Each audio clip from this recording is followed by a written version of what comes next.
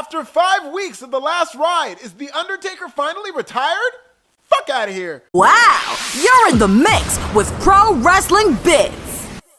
The Last Ride is a 5-part tragedy about the life and times of The Undertaker. And Bryan Adams made the doc. Shout out to him. I say tragedy because Mark Calaway is clearly a pro wrestling junkie, and he surrounded himself with enablers. Part documentary, part Groundhog Day, The Last Ride also serves as a somewhat toxic love story between Mark Calaway and his pro wrestling wife, Vince McMahon. These two are terrible for each other right now, because The Undertaker is addicted to pro wrestling, Vince McMahon is addicted to the past, and as long as both are alive, The Undertaker will never run out of comebacks. Here's a few quotes from the documentary so you at home can gauge Taker's level of addiction. Any addiction is bad, even when it's the healthy stuff. Shawn Michaels, Undertaker can't say no to Vince. Michelle McCool, it's been so hard to walk away. The Undertaker, it's hard to walk away from something you love. The Undertaker, I should be out there. The Undertaker at WrestleMania 35. The basic gist of The Last Ride is this. The Undertaker has a bad match, but he can't go out like that, so he trains, comes back, and has a good match. So suddenly thinks to himself, well, I might have a few left in me. So he trains, comes back, and has a bad match. To which he says, I can't go out like that, and the vicious cycle continues. At one point, after a good match, Undertaker told Vince he might be done. Vince said, and I quote, I'll follow your lead. 2 months later, Mean Mark came back to cut a promo at Madison Square Garden because according to Undertaker, Vince wanted him to,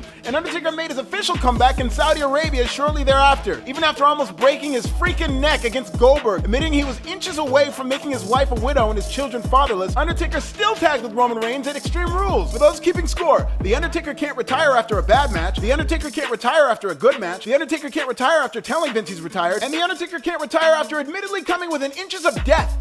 Junkie! He kind of pretended to retire at the end of the 5th and final part of the doc, but only after saying never say never. Yeah, The Undertaker's retired. Him and Terry Funk. There's no doubt in my mind that Mark Calaway is a pro wrestling, give it to me Sheamus, junkie.